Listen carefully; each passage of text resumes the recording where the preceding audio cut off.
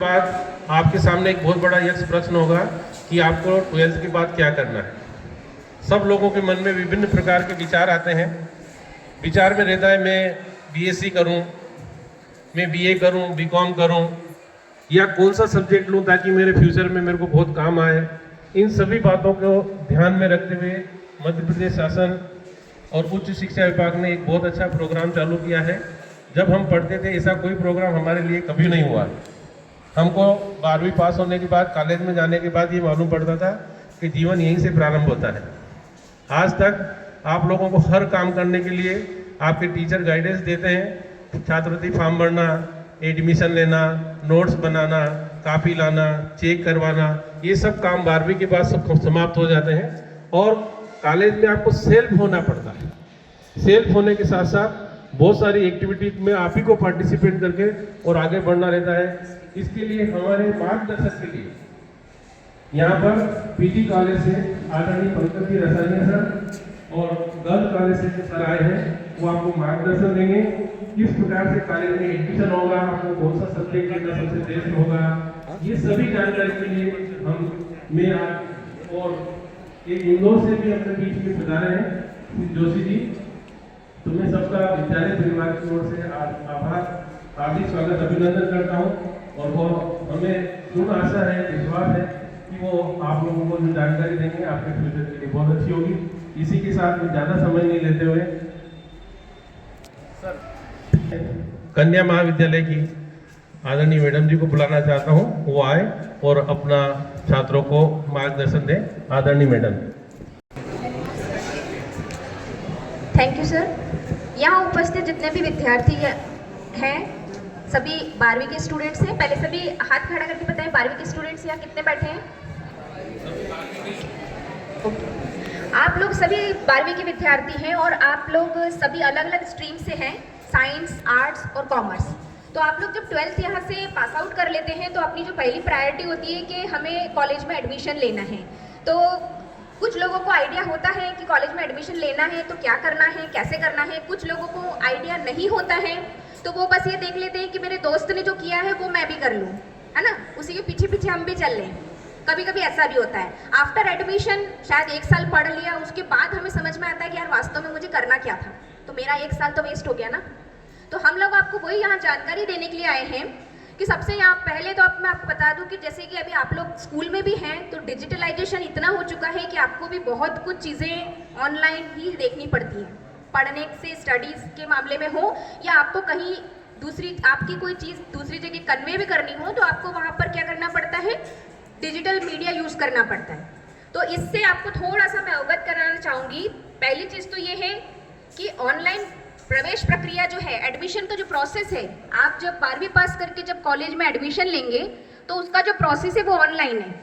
यानी कि ये सबसे पहली स्टेप है और अगर इस पहले स्टेप में ही अगर हम गलती करते हैं तो फिर वो गलती हमारी आगे तक रिपीट होती जाती है, क्योंकि उस गलती को सुधारने की जितनी गुंजाइश होती है उतनी तो की जा सकती है, पर अगर उसके बावजूद भी गलती नहीं सुधरती है तो फिर वो लास्ट तक हमें कहीं ना कहीं परेशान करेगी। तो पहले मैं आपको ऑनलाइन प्रक्रिया के बारे में संक्षिप्त में बता देती हूँ कि जब आप 12वीं पास कर लेते हैं और आपके रिजल्ट आ जाते हैं तो कॉलेज से ऑनलाइन एडमिशन रजिस्ट्रेशन स्टार्ट हो जाती है। रजिस्ट्रेशन के अलग अलग चरण होते हैं जो उच्च शिक्षा विभाग द्वारा निर्धारित किए जाते हैं और समय समय पर अगर एडमिशन और बच जाते हैं तो उस चरण को बढ़ाया भी जाता है।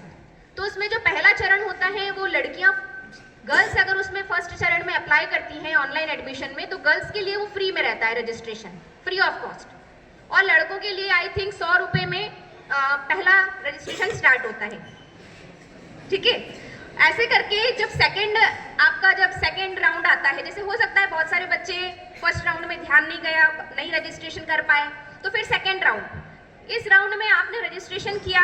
रजिस्ट्रेशन के बाद में आपका फॉर्म पूरे एमपी में या उस जिले वार में अलग अलग, यानी हमारी आईडी बनी होती है, हमारी आईडी भी ऑनलाइन होती है और अलग अलग बच्चों के फॉर्म हमारी आईडी पे आते हैं। हम हमारे पे भी आएंगे या और कॉलेजों में भी जो प्राध्यापक होते हैं उनके आईडी पे आते हैं। वो लोग आपके फॉर्म को वेरीफाई करते हैं। फॉर्म तब तक वेरीफाई नहीं होता है जब तक आपकी सारी इंफॉर्मेशन सही नहीं हो। इंफॉर्मेशन का मतलब होता है कि आपने वहाँ जो इंफॉर्मेशन मैनुअल भरी है वही जानकारी आपकी अपलोड होनी चाहिए। जैसे जनरली होता क्या है, कास्ट सर्टिफिकेट आपने लिख दिया कि कास्ट आपकी ओबीसी है, दैट मीन्स आपका सर्टिफिकेट भी ओबीसी का अपलोड होना चाहिए। आपकी जन्म तारीख आपने लिखी है तो जन्म तारीख है, दैट मीन्स आपका डॉक्यूमेंट 10वीं की मार्कशीट अपलोड होनी चाहिए, क्योंकि उसी से वो क्लैरिफाई करते हैं। अगर आपका कोई डाटा मिसमैच होता है तो आपका फॉर्म वेरीफाई की जगह कंपेयर करने से अच्छा वापस आपको पहुंचा दिया जाता है। आपके पास उसमें एक ऑप्शन होता है कि आप अपना एक मोबाइल नंबर उस फॉर्म में लिखते हैं। तो मैं आपको अभी बता दूं, जब आप अपना ऑनलाइन रजिस्ट्रेशन करें तो कृपया मोबाइल नंबर आप अपना ही डालें। क्या होता है कि जल्दी जल्दी में भरने के चक्कर में हम कभी कभी ऑनलाइन वाले के नंबर डाल देते हैं, तो हम फोन करेंगे तो ऑनलाइन वाला उठाएगा कि भैया आपके फॉर्म में ये मिस्टेक है, हम आपसे तो कांटेक्ट ही नहीं कर पाएंगे। और इन सारे प्रोसेस में टाइम लिमिट होती है, समय सीमा होती है कि उसी समय सीमा में आपका रजिस्ट्रेशन होता है। आफ्टर दैट हम लोग जब फॉर्म को वेरीफाई करते हैं उसका भी टाइम पीरियड होता है कि 7 दिन का समय है। जैसे जैसे फॉर्म आते जाते हैं हम उसको वेरीफाई करते हैं, और जब तक वो समय सीमा रहती है बच्चे से कांटेक्ट भी किया जाता है, मैसेज भी किए जाते हैं कि वो अपने फॉर्म को सुधार लें, और दिए गए टाइम पीरियड में हम भी उसको वेरीफाई कर लें। समय पे काम अगर हो जाता है तो पहले ही राउंड में आपका नाम आपके मनचाहे कॉलेज में आ जाता है। इसका फर्स्ट बेनिफिट यही है कि अगर आप पहले राउंड में ही आपका फॉर्म ऑल क्लियर है तो आपको आपकी मनचाहा कॉलेज जिसमें आप पढ़ना चाहते हैं वो आपको मिल जाता है। और अगर किसी कारण से आपका फॉर्म उस वाले में बैक रह गया तो फिर आपका फॉर्म कब वेरीफाई होगा? सेकेंड राउंड में, क्योंकि अगर आप एडिट करना चाहते हैं तो उसका भी टाइम पीरियड है कि इतने समय में ही आप अपने फॉर्म को सुधार सकते हैं। अगर आपने उतने समय में नहीं किया तो फिर वो प्रक्रिया सेकेंड राउंड में चली जाती है। तो ये सब आपको अच्छे से ध्यान रखना है। अब मैं आपको हमारे महाविद्यालय, हम लोग PM Shri Rajiv Gandhi PG college Mandsaur से आए हैं, जिसमें हमारी टीम के संयोजक कोऑर्डिनेटर हमारे बीच बैठे हैं श्री हीरालाल जाटव सर, और हम लोग यहाँ सदस्य के रूप में मैं doctor Aarti Padiyar, commerce department assistant professor. हमारे बीच बैठे हैं Pratyaksha Gupta ma'am physics department से, के टूटेजा मैडम चित्रकला विभाग से हैं, पंकज रसानिया से हमारे बीच बैठे हैं केमिस्ट्री डिपार्टमेंट से, और हमारे बीच बैठे हैं हेमंत ग्वाला सर स्पोर्ट्स डिपार्टमेंट से।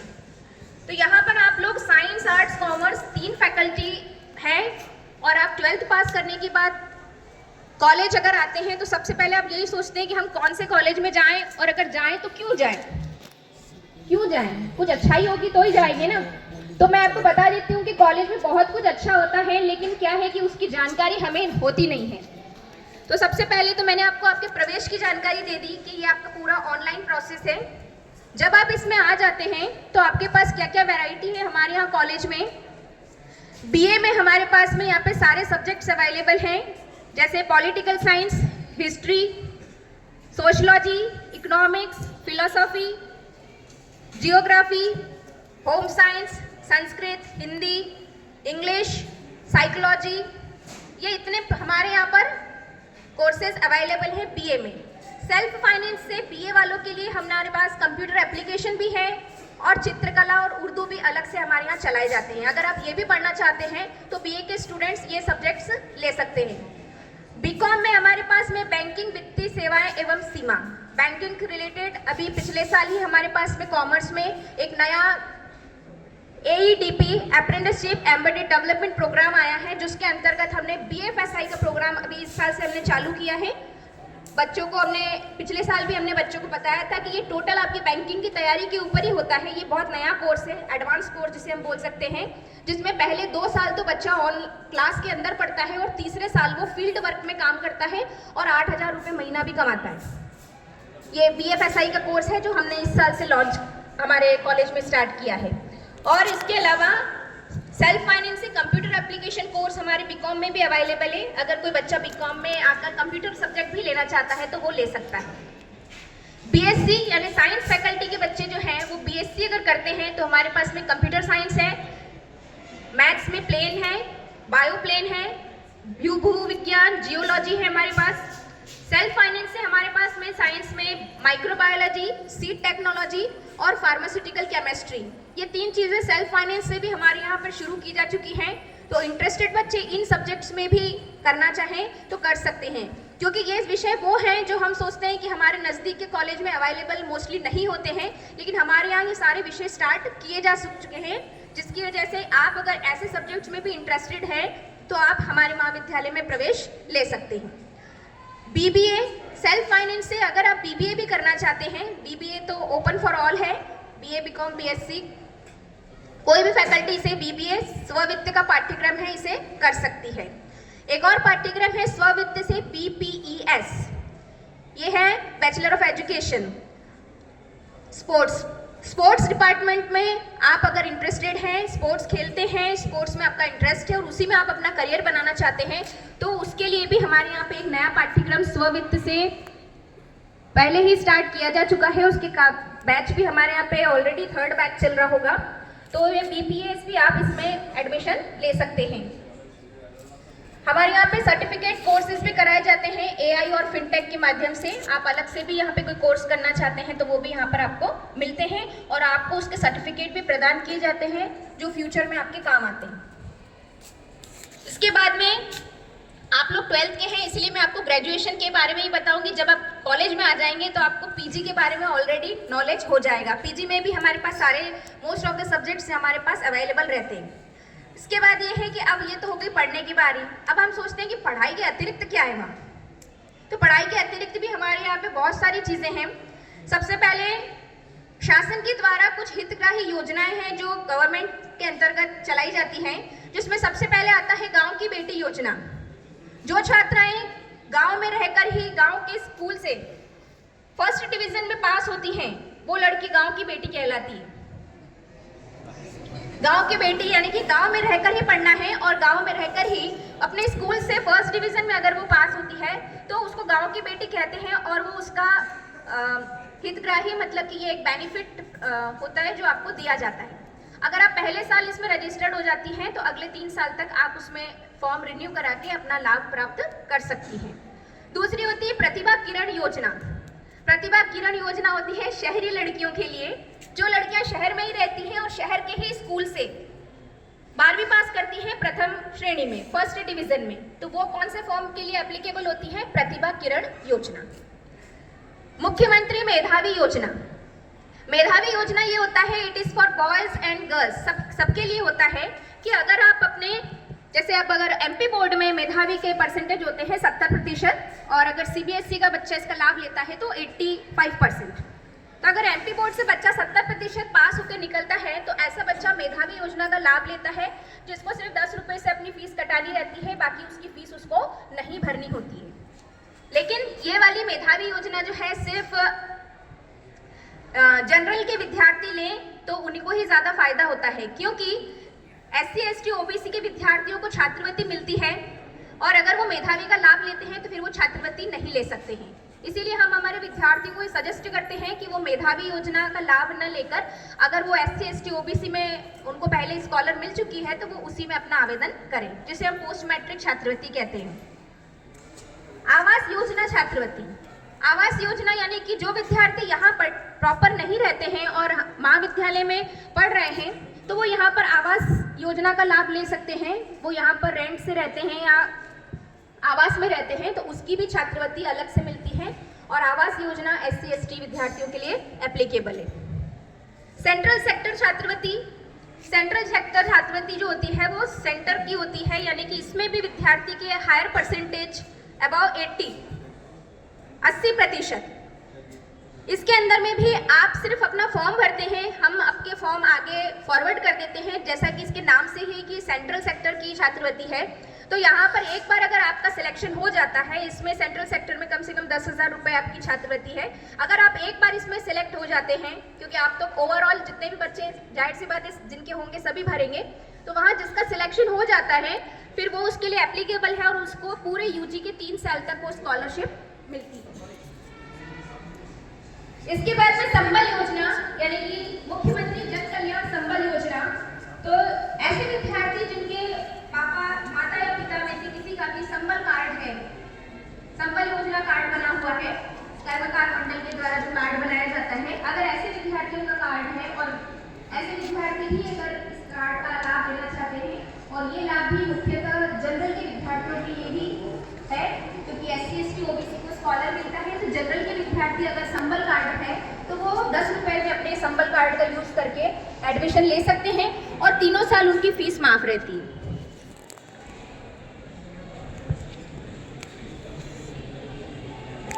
जैसे ये आपकी इतनी सारी सुविधाएं हैं कॉलेज में, मुफ्त स्टेशनरी पुस्तकें भी मिलती हैं यहाँ पर SC/ST के विद्यार्थियों को। अन्य सुविधाएं, ये तो आपकी जितनी भी मैंने आपको पढ़ाई आपको बताई सब आपकी थ्योरेटिकल है। अगर आप फील्ड पे भी अपना कुछ इंटरेस्ट रखते हैं तो अन्य सुविधाओं में हमारे यहाँ पे NCC है, NCC गर्ल्स भी है और NCC बॉयज़ भी है। बाकायदा उसमें सिलेक्शन होता है ऑन फील्ड। अगर आप सिलेक्ट हो जाते हैं तो आप NCC कैडेट के रूप में उसको ज्वाइन कर सकते हैं। यहाँ पर आपको अच्छे सुसज्जित प्रयोगशाला, लैबोरेटरीज हमारे यहाँ जितनी भी है, चाहे वो कंप्यूटर लैब हो, चाहे फिजिक्स लैब हो, चाहे केमिस्ट्री लैब, सभी हमारे यहाँ पर वेल इक्विप्ड है। प्रतिवर्ष यहाँ पर हर साल एक करियर अवसर मेला है ना, रोजगार मेला जिसे करियर अवसर मेला बोला जाता है, हर साल यहाँ पर एक मेला भी लगाया जाता है जिसमें से काफ़ी बच्चे हमारे यहाँ से पढ़े हुए बच्चे उसमें पार्टिसिपेट करते हैं और कोई ना कोई कंपनी में उनका रिज्यूम ओके भी हो जाता है। ई लाइब्रेरी और विशाल ग्रंथालय, हमारे यहाँ की जो लाइब्रेरी है वो ई लाइब्रेरी है। सबसे अच्छी बात यह है कि आप लाइब्रेरी में जैसे बच्चे जाते हैं वहाँ से बुक निकालते हैं फिर पढ़ते हैं, हमारे यहाँ ई ग्रंथालय के माध्यम से आप एक बार उसके अंदर जब रजिस्टर्ड हो जाएंगे तो हमारे लाइब्रेरी में जितनी भी 2500 5000 जितनी भी बुक्स हैं वो सब आपके मोबाइल पे ऑनलाइन रहेंगी। आप उसमें से अपनी मनचाही किताब को ऑनलाइन पढ़ सकते हैं आफ्टर रजिस्ट्रेशन। आप जब महाविद्यालय में आएंगे तो हर बच्चे का रजिस्ट्रेशन अनिवार्य होता है, वो जब आप जैसे ही कर लेंगे तो आप ऑनलाइन सारी सुविधाएं ले सकते हैं। NSS, जिसको राष्ट्रीय सेवा योजना मीन्स NSS की यूनिट में अगर इंटरेस्ट है तो NSS में भी अपना विषय चुन सकता है। तो ये इतनी सारी सुविधाएं हैं और जैसा कि अभी आपका जो ये पैटर्न चलेगा, NEP 2020 नेशनल एजुकेशन पॉलिसी चल रही है महाविद्यालय में और इस साल से फिर से एक नया संशोधन हुआ है कि पिछले साल NEP में 2 मेजर मतलब 2 ही विषय थे मेजर में और 1 माइनर था। इस साल से 3 मेजर और 2 माइनर हैं। ऐसा सभी में है, चाहे साइंस हो, आर्ट्स हो या कॉमर्स हो। तो ये चीज़ें आपको तब वेरिएट होंगी जब आप पर्टिकुलर साइंस, आर्ट्स, कॉमर्स के विद्यार्थी अलग अलग स्ट्रीम में अपना एडमिशन लेंगे। और मेरी तरफ से मैंने महाविद्यालय में प्रसारित और संचालित की जाने वाली जितनी भी योजनाएं हैं या ऑनलाइन का प्रोसेस है, मैंने आपको समझाया, आपको बताया। अगर आपको इसके संदर्भ में कोई भी प्रश्न पूछना हो तो आप पूछ सकते हैं, तो आपको अपने व्यू आराम से पता चल जाएंगे। तो एक बार आप हमारे कॉलेज आकर देखिएगा, हम टाइम लेके बिल्कुल यहाँ स्कूल के माध्यम से अपनी टीम के साथ आइए, हमारा कॉलेज हम आपको पूरा विजिट कराएंगे, चाहे साइंस, आर्ट्स, कॉमर्स, सारी फैकल्टी आएंगे, हम आपको पूरी फैकल्टी दिखाएंगे। तो आपको और अच्छे से समझ में आ जाएगा कि आपके लिए क्या ज़्यादा बेस्ट है। Okay, thank you.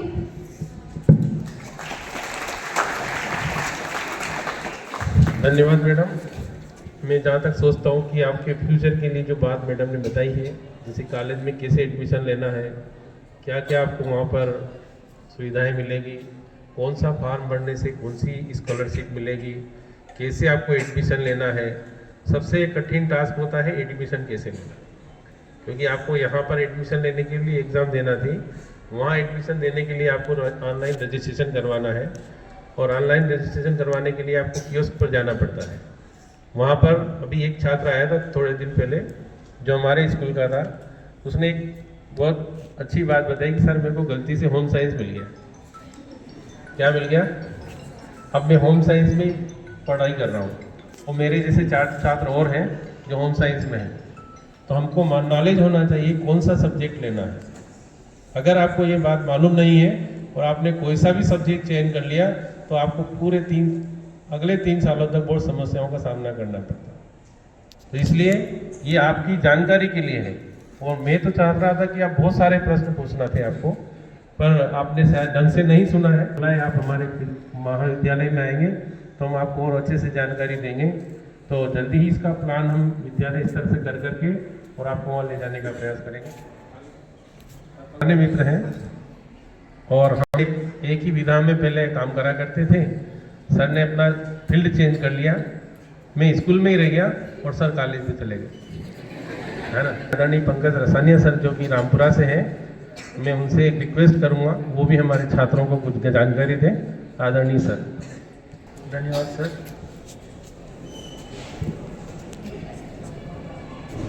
सम्मानीय मंच, महाविद्यालय विद्यालय के प्राचार्य महोदय, मेरे साथी जोशी जी, समस्त स्टाफ जन, प्यारे बच्चों,